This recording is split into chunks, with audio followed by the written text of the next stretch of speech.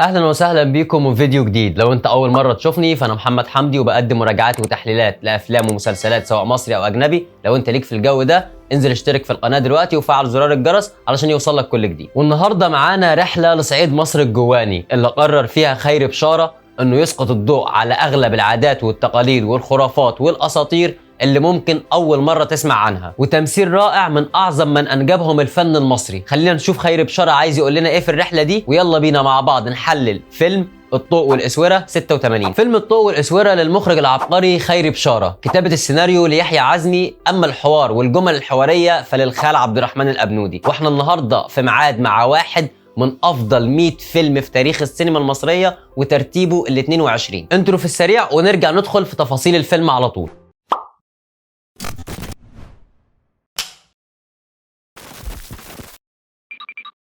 وقبل ما ندخل في القصة هعرفكم على كل أبطال فيلمنا النهاردة: بخيت البشاري عزت العلايلي، حزينة فردوس عبد الحميد، فهيمة وفرحانة شريهان، الحداد أحمد عبد العزيز، أستاذ محمد منير، سعد عبد الله محمود، منصور الصادق، أحمد بدير. وبعد ما تعرفنا على شخصيات الفيلم، أول حاجة مباشرة بيصرحك بيها خيري بشارة وهو اسم الفيلم الضوء والاسوره. من اول ما بتسمع اسم الفيلم بتعرف ان خيري بشاره عايز يصرحك بالاغلال والقيود اللي انت داخل تتفرج عليها جوه الفيلم. الفيلم باختصار هو حكايه الام ابنها بيبقى متغرب ومسافر، جوزها قعيد كليا، معاها بنتها فهيمه بتتجوز من حداد اللي هو احمد عبد العزيز، ولكن بيكون احمد عبد العزيز غير قادر جنسيا، فبتلجأ الام وبنتها لطرق تانية علشان بنتها تخلف، ومنها بيروحوا للمعبد وبيكون الحل على ايد حارس المعبد وبتحمل بطريقه الصوفه. طريقه الصوفه بالمختصر كده، وانا اسف في اللفظ واسف في التعبير اللي هقوله، ولكن عشان الناس تبقى مترجمه وفاهمه الكلام اللي بيتقال، هي عاده وتقليد قديم جدا جدا جدا بيلجأوا ليه علشان الست تبقى حامل عن طريق غير شرعي زي التلقيح الصناعي بس بطريقه بلدي شويه. طيب ايه اللي حصل بعد كده؟ بعد ما فهيمه خلفت بتخلف بنتها، بعد كده بتموت فهيمه بسبب الحمى والعلاج الغلط من ضمن العادات والتقاليد الخاطئه اللي كان خيري بشاره عايز يوريها لك في الفيلم. بتموت فهيمه وبتكبر بنتها اللي بتكون فرحانه، وبعد كده فرحانه برضو بتحمل سفاحا من واحد هي حبته، وبينتهي الفيلم ان خالها بيدفنها حيه، وبيجي ابن خالتها سعد اللي هو عبد الله محمود بيقتلها وبيحطها في الطاحونه. وبعد ما عرفنا قصه الفيلم باختصار هنتكلم عن ما وراء النص. اول حاجه هو خيري بشاره بفكره جريئه جدا جدا حب يقول لك العادات والتقاليد اللي كانت موجوده في المجتمع ده وقتها. كان عايز يبين لك المجتمع المنغلق على نفسه، المجتمع اللي سيطرت عليه الاغلال والقيود والعادات والتقاليد والاساطير والخرافات اللي ملهاش اي اساس من الصحه وهي بتدمر وبس. زي مثلا الشيخ هارون ونجيبه اللي هو القائم بأعماله أو الشخص الموكل بين الناس وبين الشيخ اللي بيلم له الندور والعطايا والقرابين وكلام زي كده. طيب شيخ هارون ده كان هو أساس الفساد في البلد، كانت الناس كلها بتتواكل وبتلجأ ليه علشان يدعي لهم بالرزق، علشان يدعي لهم بالخلفة، علشان يبارك الطاحونة لأحمد بدير. وكان الشيخ هارون للي بيدفع أكتر بيمشي له أموره. الشيخ هارون وصل، الشيخ هارون وصل.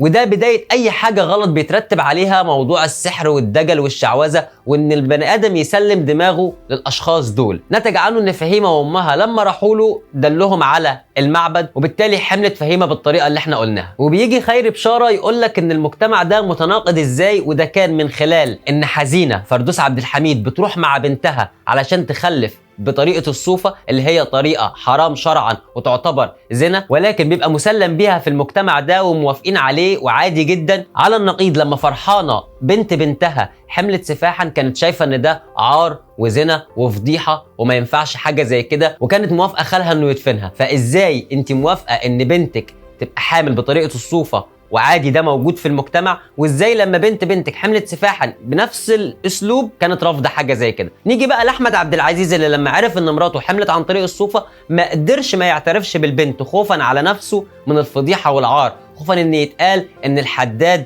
عاجز جنسيا. فعمل ايه؟ عوض عجزه ده بضرب فهيمه كل شويه، وكان بيعاملها معامله فظه جدا، وما كانتش قادره تتكلم. وهنا كان خيري بشاره عايز يقول لك ازاي الذكور مسيطرين على المجتمع ده بشكل رهيب. وكانت الفتره دي فهيمه بتاخد اهانه وضرب من حداد وما بتقدرش تتكلم. هتلاقي السيناريست يحيى عزمي والخال عبد الرحمن الابنودي حاطينك دايما في حاله عجز طول ما انت بتتفرج على الفيلم. انت ممكن يجي لك ضيق تنفس وانت بتتفرج وتحس ان انت خلاص مش قادر اتكتمت من حاله العجز اللي انت شايفها قدامك وعايشك فيها. بدايه من حزينه اللي كانت عاجزه حتى تجيب حق الدخان لجوزها، عاجزه ان هي تعالج بنتها من الحمى وبتموت قدامها وهي بتتوسل للموت ان ما ياخدهاش منها، عجزها في ان هي تربي بنتها تربيه سويه وتطلعها كويسه. فلما بتحمل سفاحا بنشوف عجز حزينه باين على وشها ازاي. عجز الحداد في ان هو يخلف وكان معوض ده بضربه الفهيمه. وكمان بنشوف عجز عزت العلايلي بخيت البشاري القعيد كليا اللي لا عنده بخت في حاجه ولا جاله بشاره. حتى ابنه لما رجع بعد ما مات. وهتلاقي كمان مصطفى بعد ما بيرجع ما خلفش ولا بقاله ابن لان مراته كمان ما كانتش بتخلف. فهو حطك طول الوقت في حاله عجز ومخليك عايش جوه مع الابطال بالحاله بتاعتهم بشكل عام. حتى سعد اللي هو عبد الله محمود وظهر في مشاهد صغيره في الفيلم ولكن برضه كان محطوط من ضمن حاله العجز دي اللي هو كان عاوز يفوز بفرحانه ويتجوزها. ولكن بنشوف في عينيه حاله العجز لما فرحانه بتحمل سفاحا من شخص هي حبته، فبالتالي ما بيقدرش ان هو يعمل حاجه، فبيتغلب على عجزه ده ان هو بيقتلها وبيرميها في الطاحونه، بيفرمها في الطاحونه رغم حبه الشديد ليها. فبرضه جسد لك حاله عجز سعد في الفيلم بالشكل اللي هو كان عاوز يوصله لك. ودور محمد منير كان دور مميز جدا، دور استاذ محمد الشخص المثقف اللي كان عاوز يغير افكار البلد ولكن برضه كان عاجز انه يغير فكرتهم ويغير عاداتهم وتقاليدهم ويغير فكرتهم عن الطاحونه اللي ما بتشتغلش غير بدم الاطفال. وكان برضه دوره ليه اهميه كبيره جدا في الفيلم من ناحيه ان هو الجانب الايجابي او العقليه اللي كانت عايزه تغير افكار اهل البلد. قلنا لك مكانتك مش هتدور الا لو كانت لها عيلين. كل الصراخ اللي بيطلع من الطواحين دي صراخ العيال. عيال ايه وتوت ايه يا ام عبد الحاج؟ المكنه هتركب قدامكم. خبر ايه يا محمد افندي؟ هو كل نتعلم له كلمتين يتطول على شغل السمك؟ يعني كيف الشيخ هارون يجي ويرحل في نفس الوقت؟ يعني بدون زعل يعني كيف لا نشوفه جاي ولا نشوفه راحل؟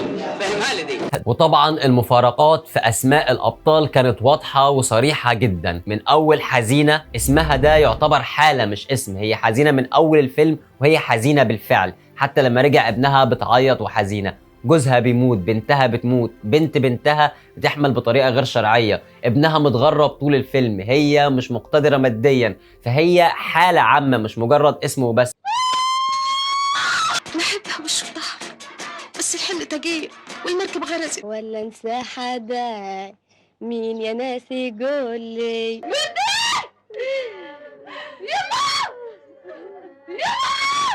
فردوس عبد الحميد قامت بالدور بشكل هايل جدا وهي كانت راكبه جوه الشخصيه. في المشهد لما بيموت جوزها هي عملت حركه تلقائيه اعتقد ان ما كانش متفق عليها في التمثيل، صوتت بشكل انا نفسي اتخضيت، حسيت ان فعلا عزت العلايلي بيموت قدامها. هي وصلت لك كل المشاعر اللي في كل الدور بشكل واضح وصريح. وفي نفس الوقت على النقيض بنتها فرحانه البنت الصغيره الشباب اللي كلها طاقه وحيويه وانوثه وعايزه تطلع من المجتمع ده وتحب وتتحب. فكان اسمها ان قوي على الحاله بتاعتها وعلى الدور بتاعها كان لايق اسمها عليها. فبرضو الحتة التفاصيل دي كان مراعيها جدا خيري بشارة وكان عامل حساب كل حاجة كانت مدروسة في الفيلم. طريقة السرد والحكاية في الفيلم ده مختلفة شوية، هي مش الطريقة الطبيعية بداية وتصاعد أحداث نهاية، لا ما كانتش كده خالص. طريقة السرد كانت ماشية في دواير، كانت ماشية في حلقات، مصاير الأشخاص نفسهم أبطال الفيلم بتتكرر، بيدور حواليها الزمن على مدار الفيلم، أجيال بتسلم أجيال، أجيال بتسلم أجيال. بداية من حزينة اللي جوه دايرتها هتلاقي فهيمة بنتها بنتها فرحانة. ناحية التانية بخيت البشاري العاجز كليا بيقابلوا أحمد عبد العزيز العاجز جنسيا، بيلتقوا مصطفى لما بيرجع من السفر. كل دول مصايرهم بتلف حوالين بعض. تحس ان الفيلم حلقات مش مجرد تصاعد احداث، وكل دول محكومين بالعادات والتقاليد والقيود والاغلال ومش عارفين يتخلصوا منها. المجتمع فرض عليهم ده وهم مسلمين بيه، حتى مفيش محاولة واحدة ان هم يغيروا من الكلام ده. تحس انهم موافقين على اللي بيحصل ده، تحس انهم عايزين الاغلال والقيود مش عايزين يتخلصوا منها. وده قالوا عزت العلايلي بشكل واضح وصريح، انا رجعت بعد 20 سنة عشان اقول سبحان مغير الاحوال، لقيت الحال هو الحال. ده اكبر دليل ان الناس زي ما هي، الناس ما اتغيرتش، المجتمع زي ما هو، عاداته وتقاليده والتخلف والرجوع لورا وعدم التطلع لاي مستقبل واي ملامح في اللون الوردي كانوا هم رافضينها، كانوا عايشين في المنطقه الرمادي. يحيى عزمي قدر يوظف بين روايتين من روايات كاتب الصعيد العبقري يحيى الطاهر عبد الله، روايه الطوق والاسوره وروايه طاحونه الشيخ موسى، جمع الروايتين مع بعض وطلع لنا بفيلم الطوق والاسوره علشان يقدم لنا عظمه في سنه 86 اسمها الطوق والاسوره. وكل الناس تجمع ان الفيلم ده يصنف من افضل افلام السينما المصريه، وبالفعل ترتيبه الفيلم ال20 من افضل 100 فيلم في تاريخ السينما المصريه. خيري بشاره في الطوق والاسوره كان عاوز يسقط الضوء على فكره الراجل اللي بيغيب علشان يحقق الامال والطموحات والاماني والفلوس والكنوز،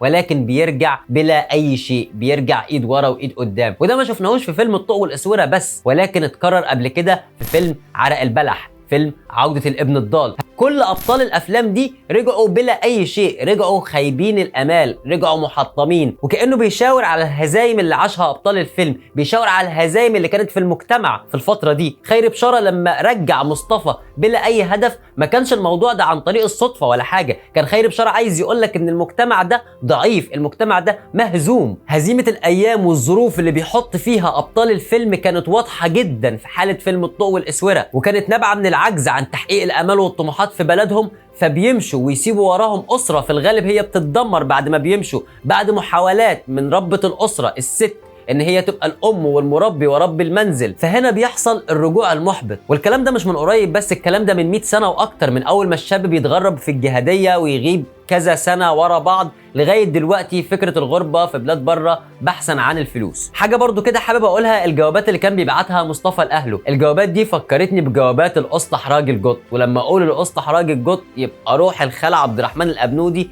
كانت حاضره بقوه في الجمل الحواريه، كان في بلاغه لغويه فظيعه من الخال عبد الرحمن الابنودي، وده مش جديد عليه. وهسيبكم مع شويه جمل حواريه اتقالت في الفيلم بصراحه انا شخصيا وقفت عندها. عبد الرحمن الابنودي لما بيبدع اخوي مصطفى حسه للدنيا ياما وقريب من القلب قد ما بعيد في البلاد. الراجل يعزق الارض حرتها، يعرق وينهد، يرمي البذره في الحوض تطلع لفوق تدعي لمولاها، ينفخ اللند يقرب علي في الضلمه، يلمني في الفرش ويفرط متقيد ياما، في الاخر ينهزم ويتفجر بكاه. وانا شايلكم في قلبي زي الحجاب، وربنا اللي قادر على قتل الغياب ولم شمل الاحباب.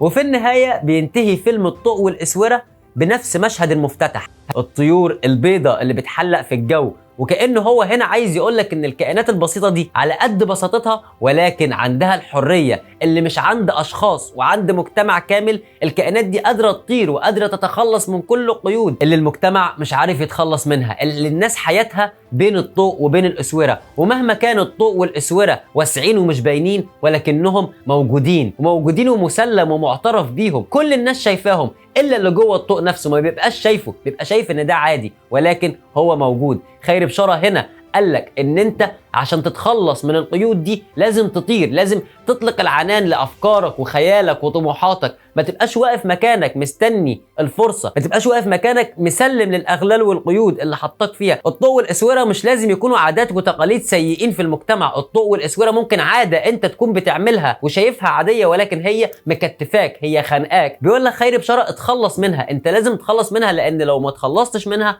هيفضل الحال زي ما هو. الطوق والاسوره من افضل افلام خيري بشاره ومن افضل الافلام المصريه اللي شفتها في حياتي، انا برشحه بقوه جدا جدا جدا جدا لاي حد بيحب الافلام اللي فيها اسقاطات مجتمعيه بشكل حلو جدا. بس الناس اللي بتتخنق من مود الكآبه في الافلام ما تتفرجش عليه لان الفيلم بصراحه كله كآبه وكله حزن. وبكده اكون انا خلصت الفيديو. لو عجبك فيديو النهارده اعمل لايك واشترك في القناه وفعل زرار الجرس علشان يوصلك كل مراجعاتنا اللي جايه. اشوفكم بخير.